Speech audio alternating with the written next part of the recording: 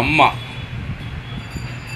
அம்மானா அன்பு, கருணை, இரக்கம், பாசம், அக்கறை, அரவணைப்பு.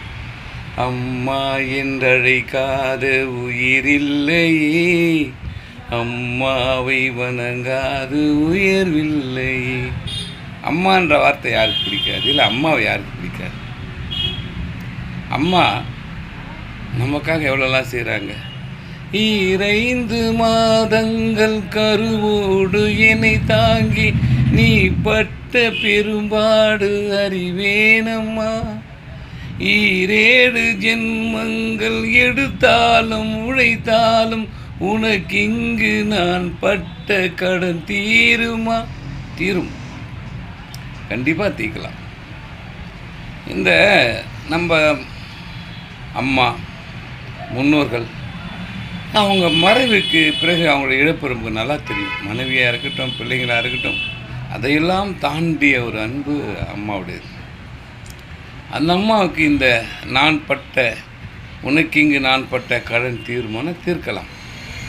தீர்த்துக்கிட்டு அவங்கள்ட்ட நம்ம விடுதலை ஆகணும். அவங்களுக்கு பிண்டம், மோட்ச பிண்டம்.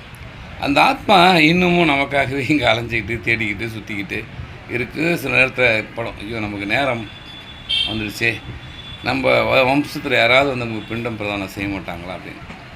முக்கியமாக பிள்ளைகள் அந்த பிண்டம் கொடுத்தாக்கா அந்த ஆத்மா அவங்க போய் சேர வேண்டிய இடத்துக்கு போயிடும்.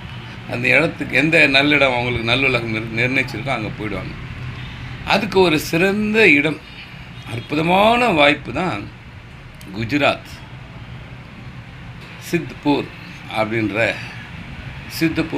இடத்துல இருக்கிற மாத்ருகயா. கயா அப்படின்றது பீகாரில் இருக்குது. அது ஜென்ரலாக காமனாக எல்லாருக்கும் மோட்ச பிண்டம் கொடுக்குற இடம், சிரார்த்தம் கொடுக்குற இடம். அம்மாக்களுக்கு மட்டும் ஸ்பெஷலாக சிரார்த்தம் கொடுக்குற இடம் தான் இந்த மாத்ருகயா. அங்கே போய் நம்ம அம்மாவுக்கு நம்ம உண்மையிலேயே அவங்க மேலே பாசம் இருக்குது, அன்பு இருக்குது, அவங்க நம்மளை பாடுபட்டு வளர்த்தாங்க, நம்ம மேலே நிறைய பாசத்தை பொழிஞ்சாங்க அப்படின்னு உங்களுக்கு எண்ணம் இருந்தால் அந்த இடத்துல போயிட்டு அவங்களுக்கு சிரார்த்தம் பண்ணி பாருங்கள், அவங்களுக்கு மோட்சம் கிடைக்கும். ஏன் அந்த இடத்துல குறிப்பாக நான் சொல்கிறேன்னா, அந்த இடம் ஒன்லி ஃபார் மதர்ஸ்க்காக கொடுக்குறது தான் மாத்ருகயான்னு சொல்லுவாங்க. அந்த கொடுக்கும்போது அந்த மந்திரங்கள் சொல்லப்படுகிறது. மொத்தம் 21 பிண்டம் கொடுக்குறாங்க. 3 பிண்டம் ஜென்ரலாக அம்மா, பாட்டி, முப்பாட்டி அவங்களுக்கு கொடுத்துட்றாங்க.